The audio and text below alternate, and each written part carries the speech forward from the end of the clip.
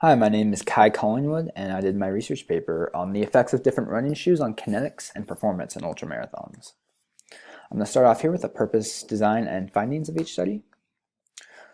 For study one, the purpose of this first study was to determine if cushioned running shoes lead to fewer injuries during a high-altitude ultramarathon than a less cushioned shoe. So the study design was an observational study that surveyed runners before and after a race. The study findings determined that runners that wore cushioned shoes were more likely to experience medical trouble than those with less cushioned shoes. For the second study, the purpose of this study was to examine foot striking, kinematics, arch, and stiffness among Tarahumara Indians in different shoes. So this study design was an observational study, and the study findings determined that runners in sandals had seemingly random strike patterns on their feet, and runners in conventional shoes were mainly rear foot strikers and experienced less stiffness.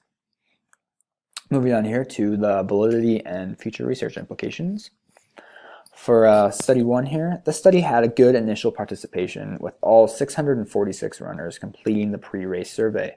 However, only 308 of the runners completed the post-race survey. This is less than half that participated in the pre-race survey and consisted of almost entirely runners, and the post-race survey consisted of almost entirely runners that finished the race and didn't include runners that did not complete the race, who were still part of the race though. So the runners that failed to complete the race should have still been treated with the same imperativeness to completing the post-race survey as those that did not complete the race. So this is an example of an inadequate study design that caused the outcomes to stem from uncontrolled variables. Since almost just those that finished were surveyed post-race, there could be biased participant assignment, which didn't exist in the pre-race survey. So this study based all of its research and data collection solely in the hands of the participants, meaning that if they didn't provide information, then there was none to be had. For the second study's internal validity, the sample size of the study was a significant size, and participants lasted all the way through the study, giving an unbiased participant assignment. So this study was not conducted over the course of a race, so the participants were not undergoing extreme physical challenges, making the study simple and reliable. Rather than relying solely on the participants to produce the data, there was high-speed video of each runner that was then analyzed for significance among experts. Comparisons to each group of runners was completed, and significance was able to be accurately noted in the completion of the study. For the external validity of the first study, one of the primary results that this first study concluded upon was that the runners that wore more cushioned shoes were more likely to experience medical trouble than those with less cushioned, less stable shoes. So this goes against the traditional thought that a shoe that provides more protection for your feet should lead to less injuries occurring. In an additional study in my research paper, it was concluded that runners that wore more minimal shoes tended to perform better than those that ran in cushioned shoes. So this could have led to the study producing this result, since almost all runners that completed the post-race survey were finishers in this race. Overgeneralizing could be a problem in this study, as well as one very broad type of shoe was determined to be less injury-inducing than another broad type of shoe.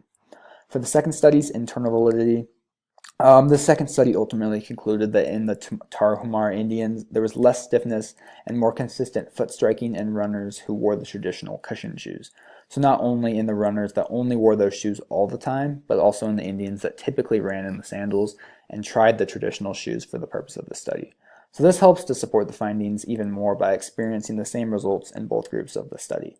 So the Indians that typically wore sandals figured their bodies would be used to those shoes, but that was not the case, as they proved to be able to adjust to the traditional shoes just as easily as those that typically wore the traditional shoes, which shows the participants' expectations were controlled.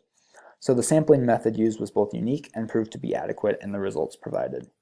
And then implications for further research. The first study had the right idea set up, but did not account for possible gaps in data due to reliance on participant post-survey results, which proved inconsistent. Future research in a similar setting could be conducted with more validity if data is controlled by researchers and there are fail-safes in place for a similar lack of participation. A second study proved that reliable data can be produced from even the most remote athletes that have never been a part of a study, and that it can be applied to any other runner. This data proved helpful for athletes in regards to what they need to get out of a running shoe as it relates to kinetics and possible injury reduction.